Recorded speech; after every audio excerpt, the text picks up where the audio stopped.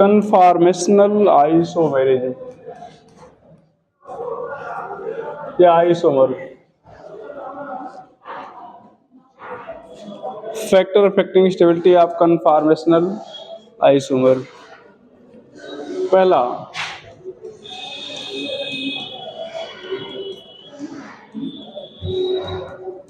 Steric strain.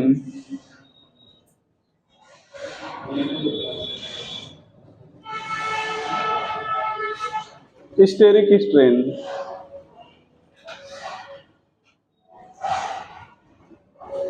ठीक है।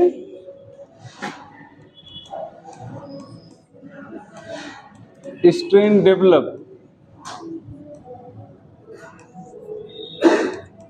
Due to repulsion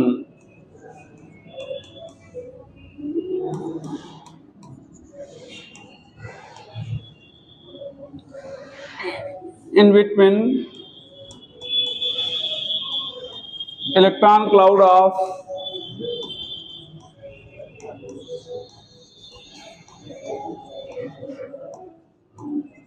non bonded atom.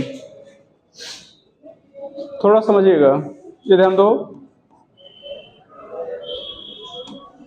ये देखो बेटा, यहाँ पर C है, ये C है, ये H है, ये क्या है H, ये ध्यान दो ना, ये दोनों H आपस में नहीं, बंद करना, ये दोनों पीछे बंद करना बेटा, ये दोनों H आपस में नहीं जुड़े हैं, ठीक है।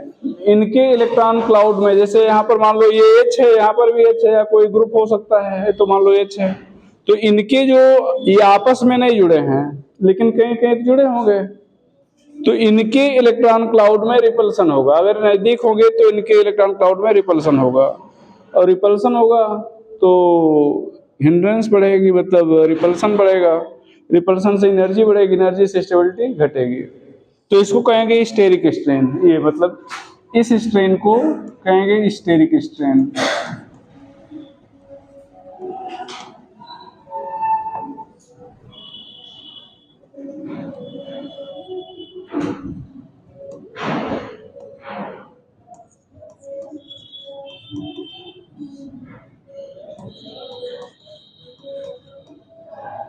स्टेरिक स्ट्रेन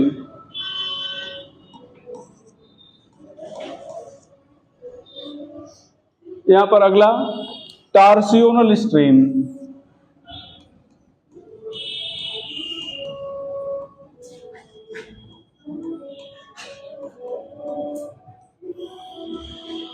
टार्सियोनल स्ट्रेन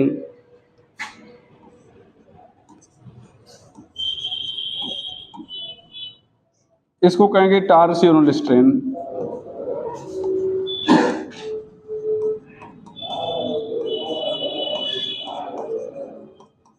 ध्यान देना बेटा, टार्सियोनल स्ट्रेन क्या मतलब हुआ, ये ध्यान दो, ये क्या कहा है यहाँ पर, strain develop due to repulsion in between electron cloud of non bonded atom.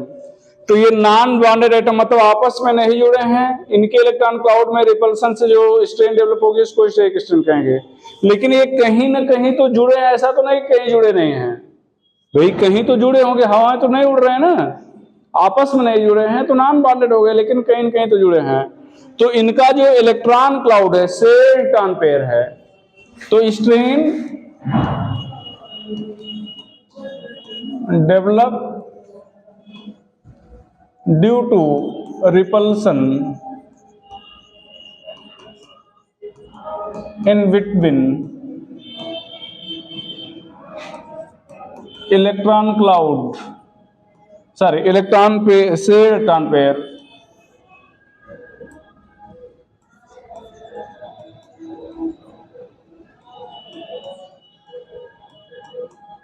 of non-bonded atom।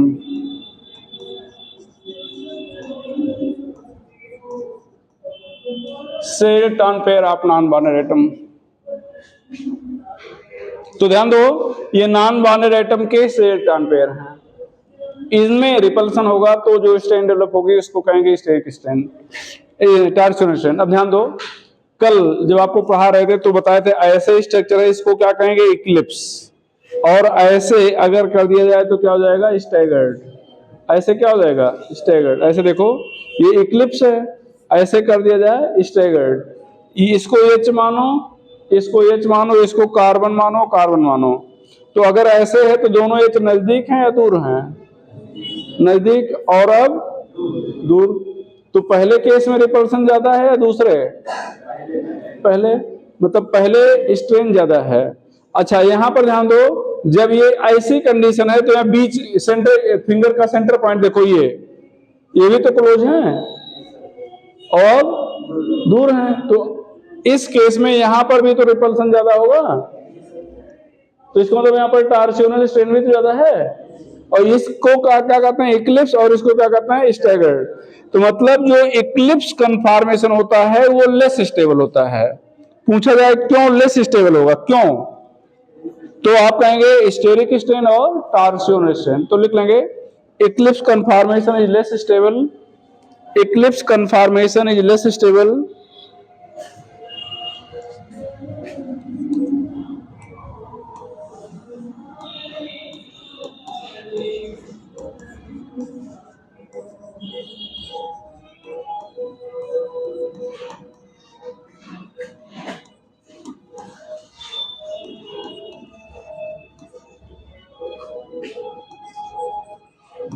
Due to torsional strain and steric strain.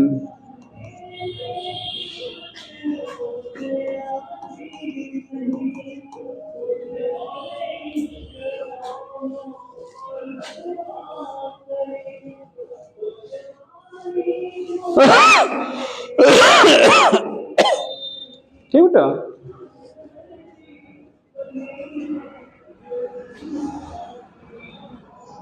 चले आगे। Angle strain,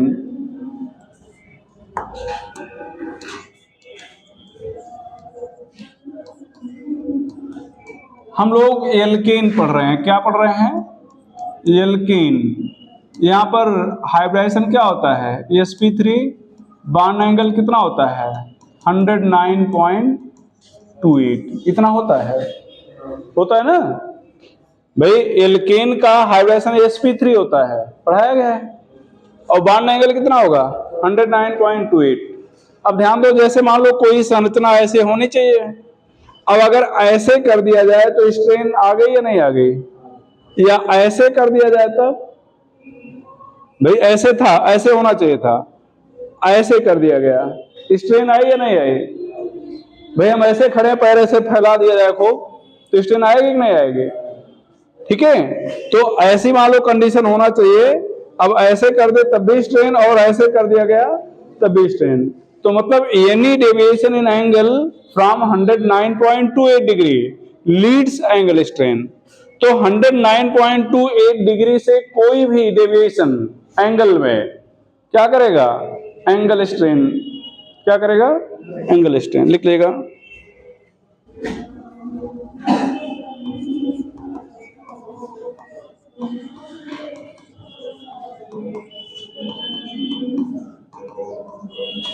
Any deviation in angle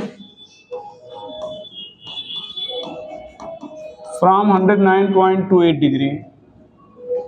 Any deviation in angle from 109.28 degree leads angle strain.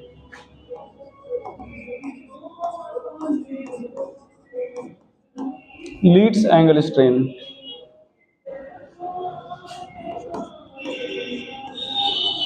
Cyclopropane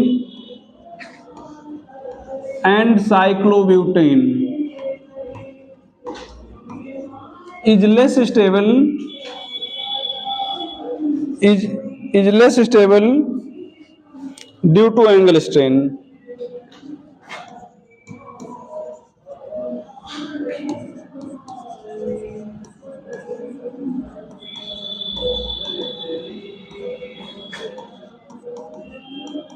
ध्यान देना बेटा, this is cyclopropane. आप कितना angle देख रहे हो? 60 degree, 90 degree.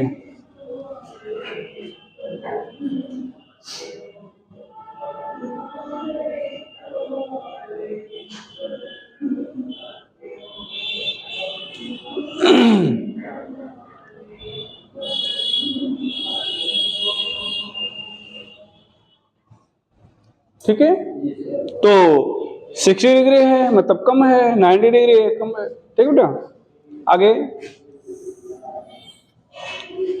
Hydrogen bonding. Hydrogen bonding ध्यान देना बेटा, hydrogen bonding. If any conformation has hydrogen bond, then it become more stable.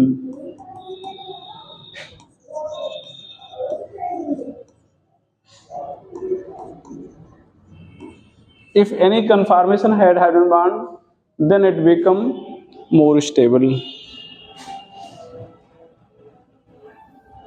किसी कंफॉर्मेशन में हाइड्रोजन बॉन्ड है तो इसकी स्टेबिलिटी बढ़ जाएगी। इफ एनी कंफॉर्मेशन है hydrogen bond then it become more stable. ध्यान देना बेटा, इधर ध्यान दो। पिछले लेक्चर पर हम लोगों ने जो पढ़ा था देखिएगा, ये ब्यूटेन पढ़ा था। क्या पढ़ा था? ब्यूटेन। और कितने स्ट्रक्चर ब्यूटेन में बनाए गए थे? 4। कितने बनाए गए थे? और ये ध्यान दो, ये ग्लाइकॉल है, ये क्या है? ग्लाइकॉल। क्या अंतर है दोनों में? जहां पर CH3 होना चाहिए था वहां पर अब क्या दिख रहा है? H दिख रहा है, OH। क्या दिख रहा है? OH। ये CH3 के प्लेस पर क्या आ गया? OH आ गया। तो पिछले लेक्चर बनाया गया था, आज फिर से बना दे रहे हैं एक बार, ध्यान दो। 4 स्ट्रक्चर कौन बनाए थे?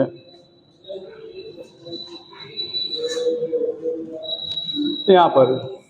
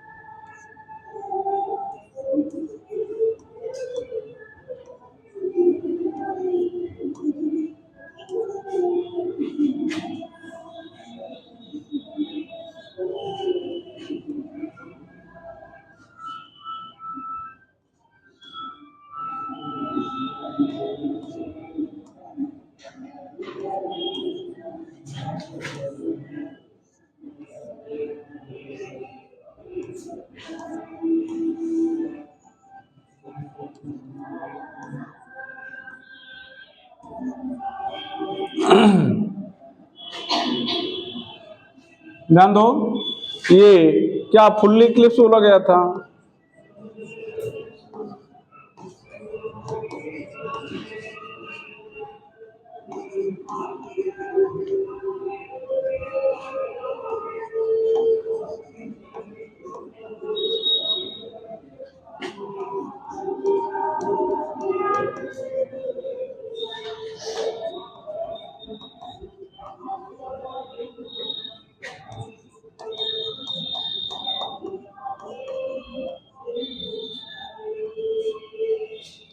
Anti staggered.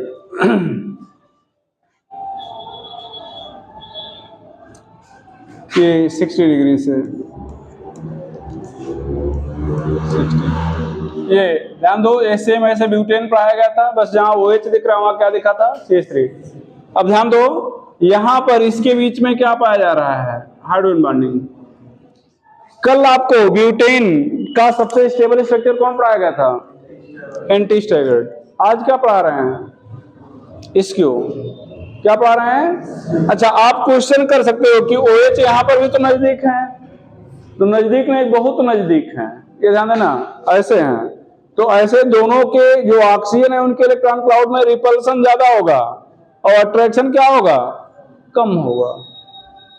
बात सुनो ना? तो अगर आपके दिमाग में चल रहा हो करे यहां पर भी तो हाइड्रोजन बॉन्ड पाया जाना चाहिए तो नहीं, ठीक है ना? यहां पर दूर है तो रिपल्सन वाला फैक्टर नील हो गया है। तो स्टेबिलिटी ऑर्डर क्या बोल रहे हो? स्क्यू, और इसको गाच कह सकते हो, फिर एंटी स्टैगर्ड, फिर पार्शियली इक्लिप्स, फिर fully Eclipse. Fully Eclipse.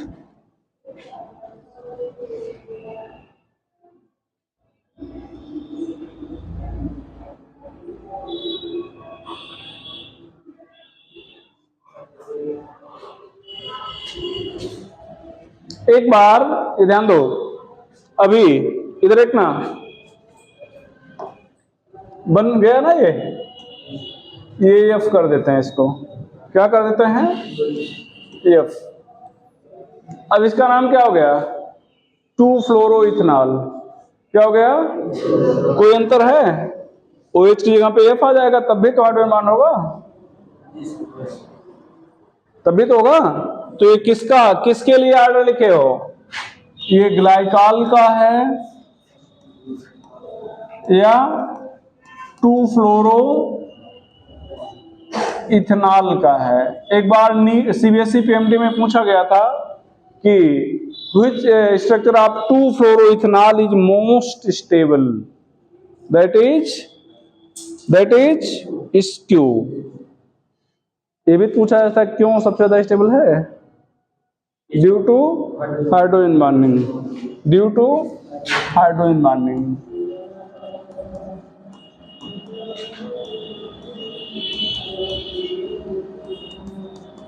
It is most stable।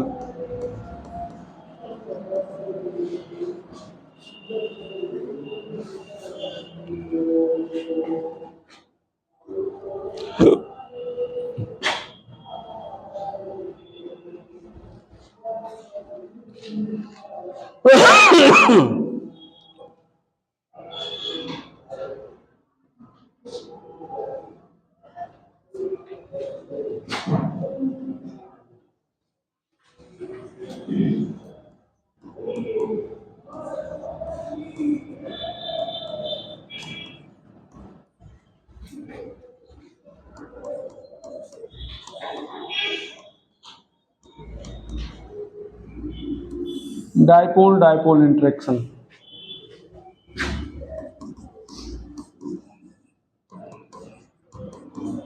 Stability of conformation,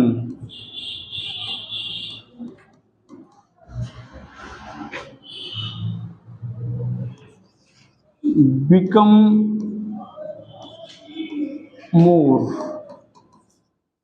if it has opposite pole।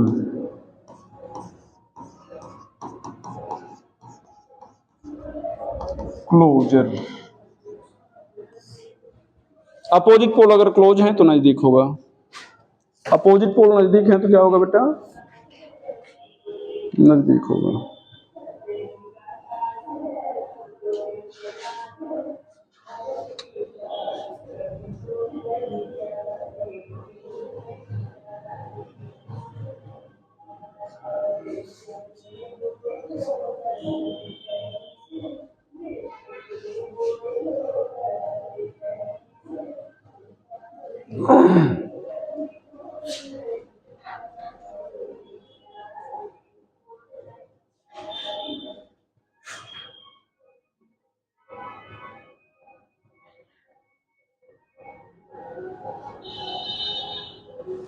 चलो बेटा, चलो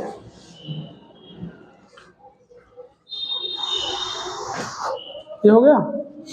तो हम लोग कन्फॉर्मेशन आइसोलेशन पढ़ रहे थे, पढ़ लिए, ध्यान देना, बहुत कहानी लंबी नहीं, बस सीधे बता दे रहा था, ठीक है। स्टेबिलिटी ऑफ साइक्लिक कंपाउंड, तो साइक्लिक कंपाउंड में एक बेयर स्ट्रेन थ्योरी है जो हमारे सिलेबस में नहीं है, ठीक है। लेकिन अगर पूछ लिया जाए कि बेयर के अकॉर्डिंग स्टेबिलिटी बताओ या वैसे स्टेबिलिटी बताओ, बस केवल उनके अकॉर्डिंग और रियल स्टेबिलिटी पढ़ा दे रहे हैं, ठीक है। तो stability order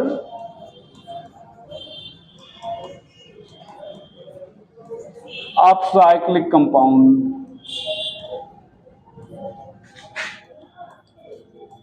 stability order of cyclic compound. Cyclopentane, cyclohexane, cyclobutane, cyclopropane,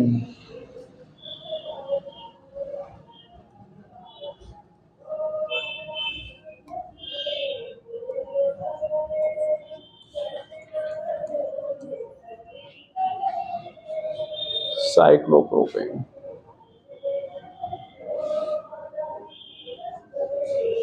according to bear,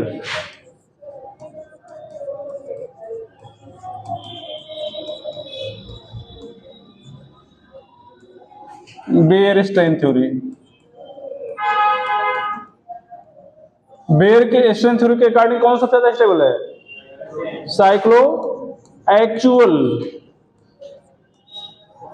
order, बोलना बेटा, साइक्लोहेक्सेन, और बोलना साइक्लोपेंटेन, साइक्लोब्यूटेन,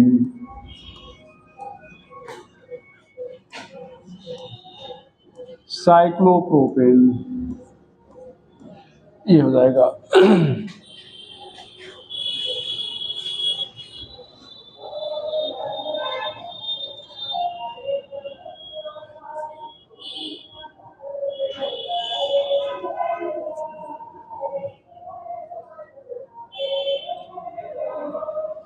हो गया?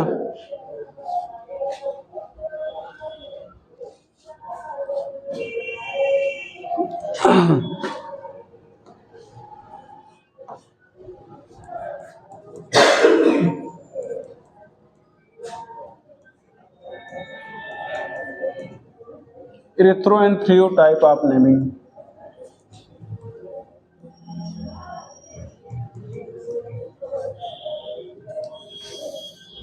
Erythro and threo type of naming,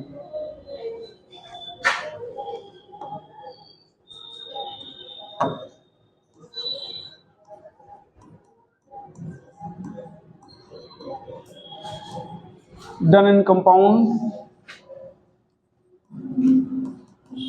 having two chiral carbon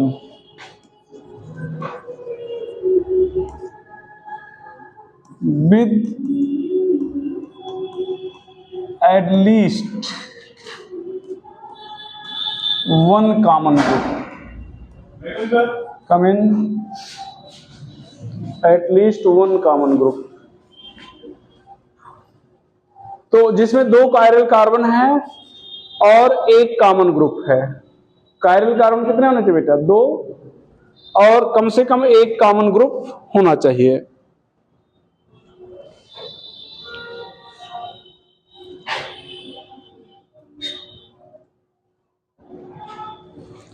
if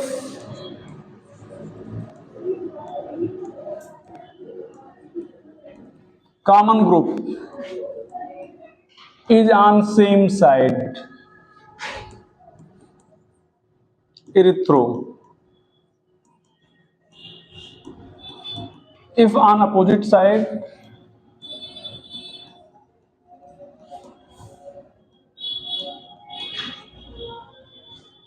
trio.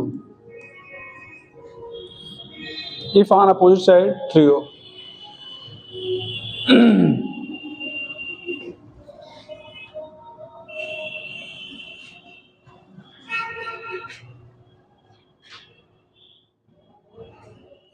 ठीक है?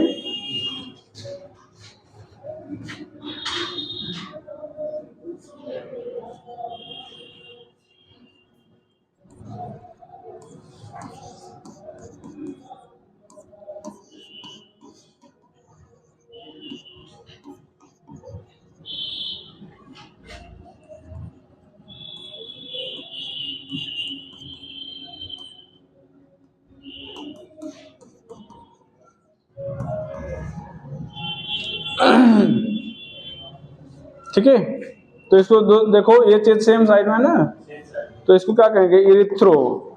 इसके बाद जो भी आईपीसी नेम में लिख डालो, ठीक बेटा। और इसको क्या कहेंगे? थ्रियो। अच्छा, इनको आप डाइस्टीरियोमर भी कह सकते हो। जो इरिथ्रोथ्रियम है क्या इनांसियोमर है या डाइस्टीरियोमर है? तो मिरर इमेज नहीं है ना, तो डाइस्टीरियोमर है।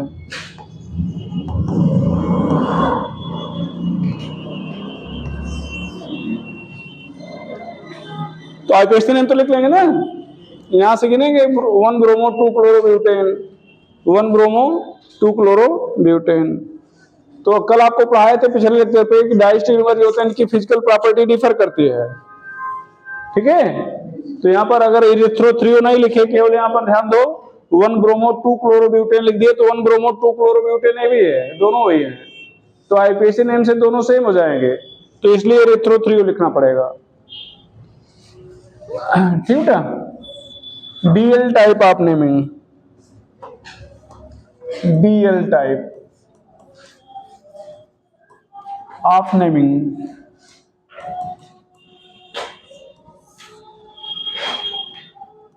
in carbohydrate and amino acid, in carbohydrate and in amino acid, carbohydrate में और अमीनो एसिड में। Tutor if OH of last and penultimate, penultimate का मतलब क्या हो जाएगा, last but one, carbon is on same side,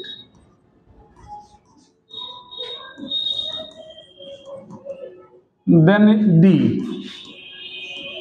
If in opposite side, बोलना बेटा, then L. D and L has no relation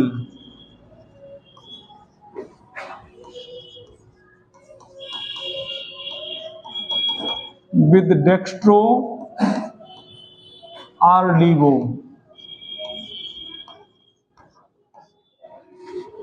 जैसे ध्यान दो यहां पर कैपिटल डी है ना, तो इस डी का मतलब डेक्स्ट्रो रोटेटरी नहीं है, ये डी चीज अलग चीज है, वो small D, dextro small D होता है, लीगो स्मॉल एल होता है, तो इसका डी और एल से कोई लेना देना नहीं है। अच्छा, एक और लास्ट पॉइंट, यहां पर थोड़ा सा एक पॉइंट छूट गया, इसको पहले लिख लेना था, लिख लियो लास्ट लाइन, क्या नहीं लिखे तो इसके पहले एक लाइन जोड़ लो, other OH is not considered,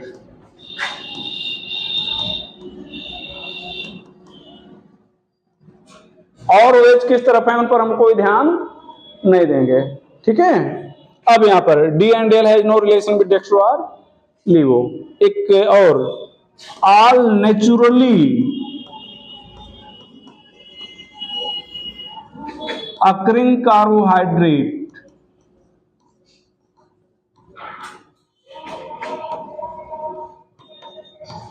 is of D type। आप लोग ध्यान दिए होंगे, अगर ध्यान देंगे कॉपी किताब में कहीं पर भी कार्बोहाइड्रेट लिखा है तो उसके नीचे डी लिखा होगा, एल कभी नहीं देखोगे, एल वहीं देखोगे जहां पढ़ाया गया होगा, बात सुन रहे ना, बाकी आप कहीं और एल लिखा देखोगे नहीं। तो नेचर में जितने भी कार्बोहाइड्रेट होते हैं वो किस टाइप के होते हैं बेटा, डी टाइप के, ठीक है।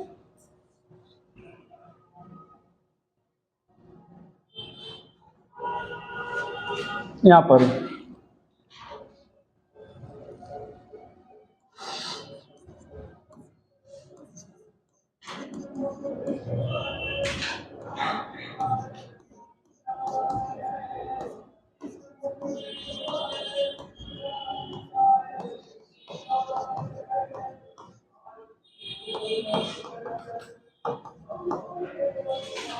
ये D glucose,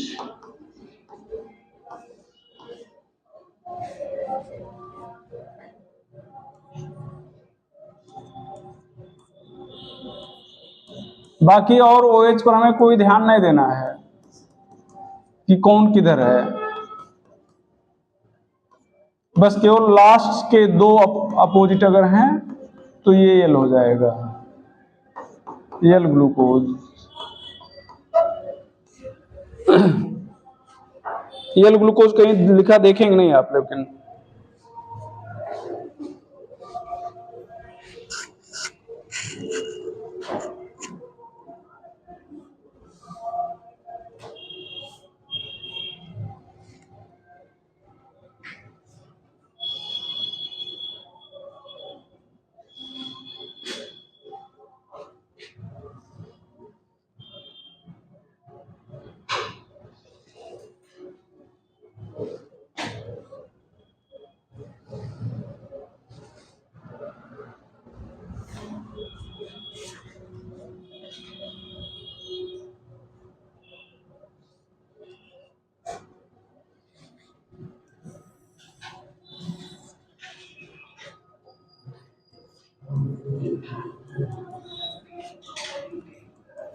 in amino acid,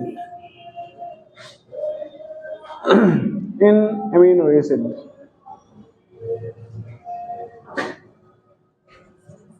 if COOH and NH2 are in same site, then D.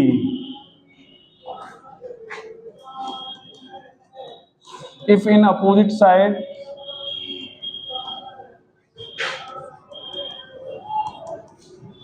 then L.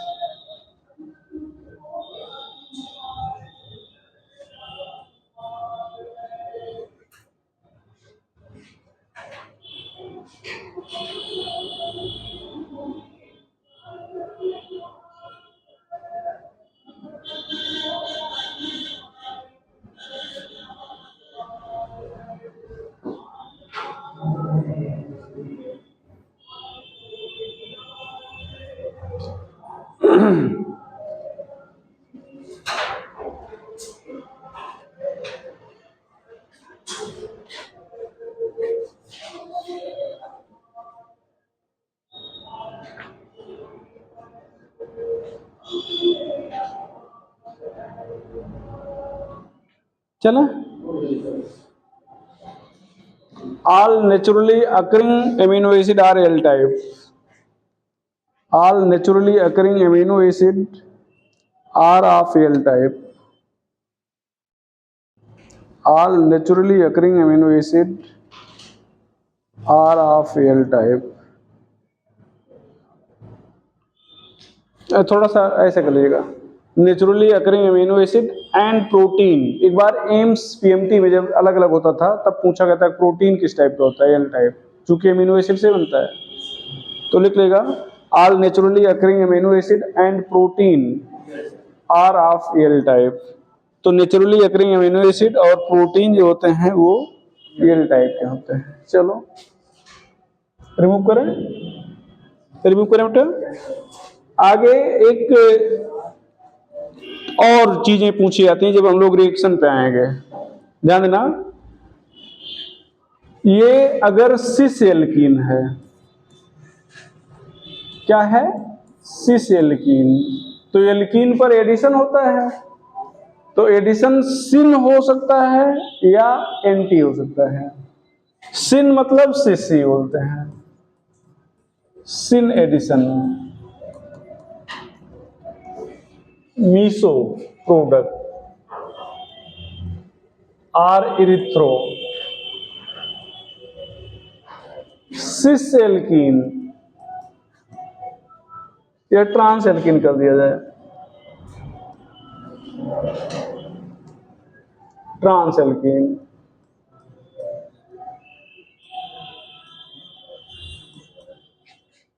Anti addition,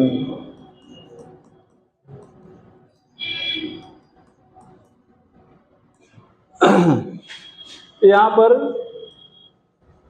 Meesho are erythro. Cis alkene, anti addition,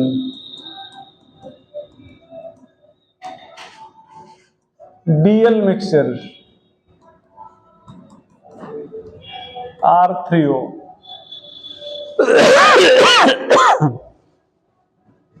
trans alkene, एक और चीज जान लीजिएगा, एंटी एडिशन, सिन addition.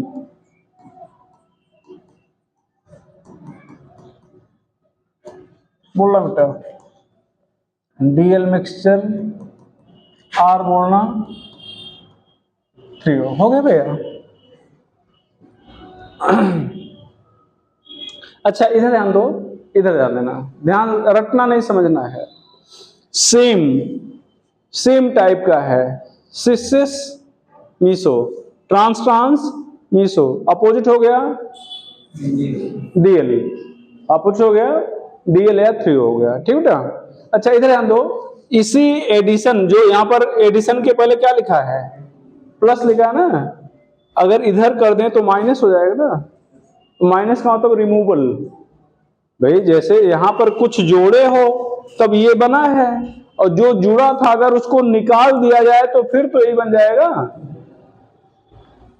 बात समझ रहे हो ना, जैसे यहां पर हमने कुछ जोड़ा, ये 3O बना, ठीक है। अब ये जो बना उससे जो जुड़ा था उसको निकाल दें तो फिर तो ये बन जाएगा ट्रांस। तो ध्यान रखिएगा, जो सिन रूप में जुड़ेगा वो सिन रूप में ही निकलेगा, जिसका एडिशन एंटी होगा उसका रिमूवल भी एंटी होगा। तो जब हम रिएक्शन पढ़ाएंगे तो बताएंगे कि इसका सिन एडिशन है, इनका इसका एंटी एडिशन है, तो आप सिन लिखने के बाद सिन भूल जाओगे और एंटी लिखने के बाद एंटी भूल जाओगे। ठीक है, कि किसका सिन था किसका एंटी था। तो हम सब नहीं बता रहे हैं, जिसका एंटी है बस केवल उसका बता दे रहे हैं। 3 रिएजेंट हम लोग पढ़ेंगे एंटी एडिशन में। कितने? 3। जैसे यहां पर ध्यान दो, X2 मतलब हैलोजन Cl2Br2I2, HOX HOCl मिलता है ज्यादातर, हाइपोक्लोरस एसिड, और HX addition and removal RNT, addition and removal RNT। और यहां पर ध्यान दो, इसको कहेंगे स्टीरियो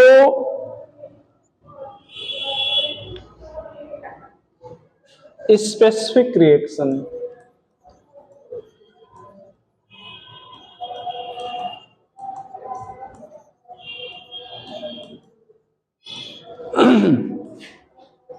क्या है अभी बता, चर्चा करते हैं उस पर। ध्यान देना बेटा, इधर ध्यान दो।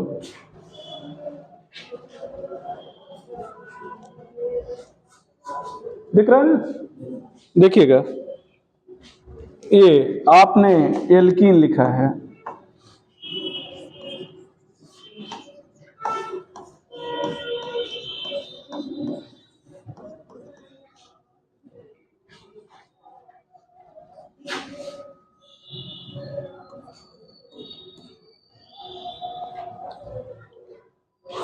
क्या लिखा है, कैसे एडिशन एंटी होगा तो क्या बनना चाहिए, anti trans alkene, anti addition मतलब मीसो, तो मीसो मतलब दोनों एक ही साइड में आ जाएंगे, दोनों क्या होगा, एक ही साइड में आ जाएंगे। इसी को तो मीसो कहोगे भाई, 2 इक्वल हाफ में डिवाइड कर सके, या मान लो जरूरी नहीं कि इक्वल हाफ में डिवाइड कर सकें, इसलिए 3 वर्ड यूज किया, इरेथ्रो यूज किया गया था कि इस कॉमन ग्रुप एक साइड में हो। ठीक है, तो ये हो जाएगा। अब अगर यहां पर ध्यान देना, इधर ध्यान दो, ये एडिशन था और ये जिंक के साथ अगर मेथिल अल्कोहल ले लिया, RNAI एसीटोन ले लिया, तो ये हो जाएगा ट्रांस एल्कीन। तो ध्यान रखिएगा। अब जैसे आपसे रिएक्शन पूरा करने के लिए कहेगा, तो बस केवल यही नहीं पूछेगा कि ये जुड़ने पर क्या बनेगा, सिस एल्कीन बने, मतलब ये इरिथ्रो बनेगा, थ्रियो बनेगा, क्या बनेगा, या इससे अगर हाइड्रोजन निकाल दिया गया तब कौन सा एल्कीन बनेगा, सिस एल्कीन बनेगा, ट्रांस एल्कीन बनेगा, दोनों बनेंगे, कुछ नहीं बनेगा। ठीक है, तो ये चीज आपको ध्यान रखना है। और एक चीज बता दें, इन दोनों को डीहाइलोजिनेटिंग एजेंट कहेंगे। क्या कहेंगे बेटा? डीहाइलोजिनेटिंग एजेंट। जब भी देखिएगा हाइलोजन निकाल दीजिएगा, डीहाइलोजिनेटिंग एजेंट मतलब X2 रिमूव करेंगे। क्या रिमूव करेंगे? अच्छा, रटना नहीं है, रटना नहीं, समझना है। ये ध्यान दो, NaI एसीटोन लियो ना, अगर आपने इसको लिखा है, ध्यान देना बेटा, ये RX लिखा है, क्या लिखा है? RX। यहां पर NaI एसीटोन, ये RCl बल्कि कर ले, नॉट X, तो ये क्या हो जाएगा? RI हो जाएगा बस। यहां क्या हो जाएगा? Cl की जगह पे क्या हो जाएगा? RI, एसीटोन रहेगा साथ में।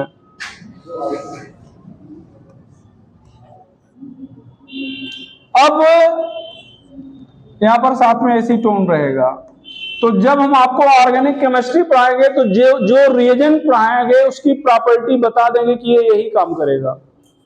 अब आप यहां पर अंतर देख रहे हो, यहां पर तो डबल बॉन्ड आ गया था, NaI एसीटोन था, यहां पर क्या आ गया? यहां पर भी NaI एसीटोन है, यहां पर डबल बॉन्ड नहीं आ रहा है। तो करेगा क्या? ध्यान देना बेटा, रटना नहीं, जैसे मैं पहले बता रहा हूं, ये जो I है Cl को और Br को हटा के वहां पर खुद आ जाएगा। तो जैसे यहां पर Br है ना, इसको हटाएगा, यहां पर I आ जाएगा, यहां पर Br हटाएगा, यहां पर क्या आ जाएगा? I। दोनों आयोडीन हो गए। और नजदीकी कार्बन पर आयोडीन स्टेबल नहीं होता, बताया था कि अगर नजदीकी कार्बन पर आयोडीन है तो I2 के रूप में निकल जाएगा। तो आयोडीन का काम जो है एलिमिनेशन नहीं है, मतलब NaI का काम एलिमिनेशन नहीं है। जैसे यहां पर एलिमिनेशन एक तो नहीं दिया, एलिमिनेशन का मतलब निकल जाना, निकलना नहीं, यहां पर इसका काम सब्स्टिट्यूशन है। और केवल Cl और I को हटाएगा, F होगा तो उसको हटाएगा भी नहीं। तो जहां पर कोई हाइड्रोजन होगा, Cl होगा, Br होगा, अगर NaI एसीटोन ले लिए तो उस हाइड्रोजन की जगह क्या आ जाएगा? आयोडीन आ जाएगा। अगर अकेला आयोडीन है तो रह जाएगा। दो आयोडीन नजदीकी कार्बन पे आ गए हैं तो फिर वो निकल जाएंगे, और फिर बांड टूट गया तो बांड बन जाएगा। हाँ, क्या बेटा? सब्स्टिट्यूशन तो ये इतना है, तब एलिमिनेशन हो जाएगा। मतलब यहां पर अगर आपने इसको लिया है तो केवल एलिमिनेशन है, अगर इसको लिया है तो सब्स्टिट्यूशन फॉलोड बाय एलिमिनेशन। मतलब पहले सब्स्टिट्यूशन हुआ, बाद में क्या हुआ? एलिमिनेशन हुआ। बात सुने ना? अगर आपने इस रिएजेंट को लिया है तो केवल सब्स्टिट्यूशन, और इसको लिया है तो सब्स्टिट्यूशन देन एलिमिनेशन, ये हुआ है। ठीक है, ये चीज है, रिमूव कर दें। तो बस आइसोमेरिज्म खत्म होने को है। ठीक है, मैकेनिज्म पे आएंगे, मतलब मैकेनिज्म के बाद जब भी रिएक्शन पे आएंगे तो जिस रिएजेंट को पढ़ाएंगे उसकी प्रॉपर्टी हम बताएंगे, देखो इसकी प्रॉपर्टी यही है। ठीक है, रिमूव कर रहे हैं इसको। चलो अब यहां पर देखना, एक और वर्ड यूज किए थे, stereo specific,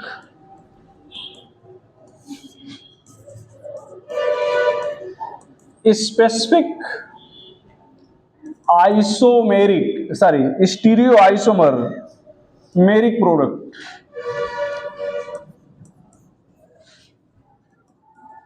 isomeric product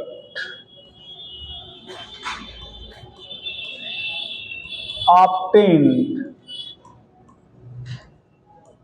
from specific stereo isomeric reactant, specific stereo isomeric product obtained from specific stereo isomeric reactant. मतलब ध्यान देना, रिएक्टेंट और प्रोडक्ट दोनों में स्टीरियो आइसोमेरिज्म है, तो स्टीरियो स्पेसिफिक होगा। क्या होगा? Stereo specific. ठीक है, अभी जैसे बताया था, ध्यान दो, ध्यान देना, अभी जैसे ये लिखे थे ना। अच्छा, एक और चीज बता दें, इसका नाम 1% एल्कलाइन केमनोफोर है।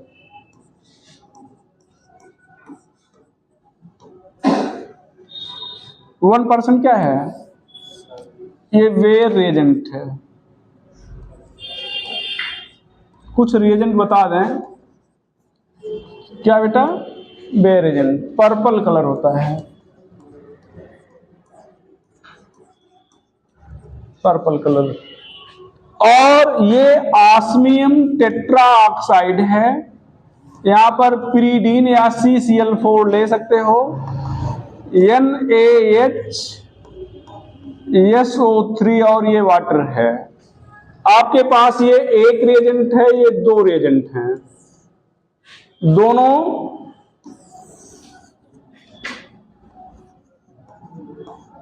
Convert alkene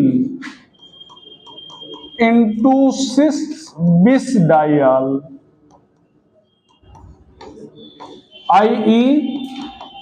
break one bond of alkene and adds OH on both sides in cis manner.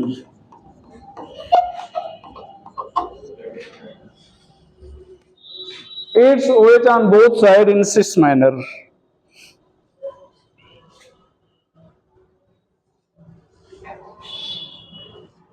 ध्यान देना, अभी 3 रिएजेंट एंटी माइनर वाला बताए थे। ये आप लोग ज्यादा उस बात पर ऐसा होनी है, आप जाइए बस एक मिनट छोड़। ठीक बेटा, तो क्या पढ़ा रहे थे? सिस माइनर में, और इसका कलर भी गायब हो जाएगा। And also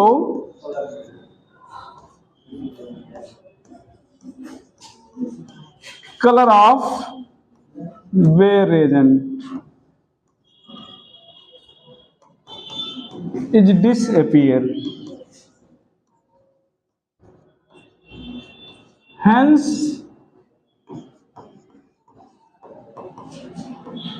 reaction is used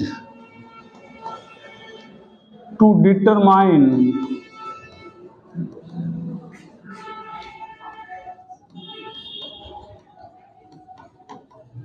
unsaturation of carbon chain, unsaturation of carbon chain.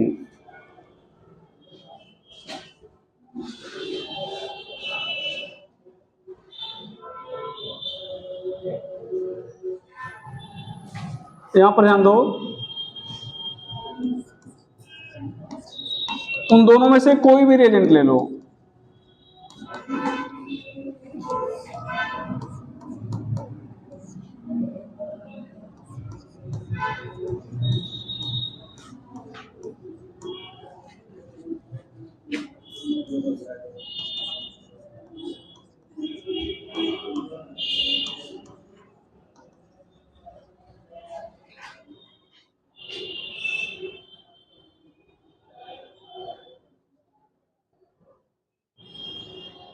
ठीक है ना, एक ही साइड में जुड़ गया, सिस बिस डायल। और मीसो टाइप का है, सिस सिस मीसो, ठीक है। और कलर इसका गायब हो जाएगा, पर्पल कलर डिस्प्ले। ठीक, चलो हाँ उसको पाँच कर दो। ये सभी पर्पल कलर हो गया।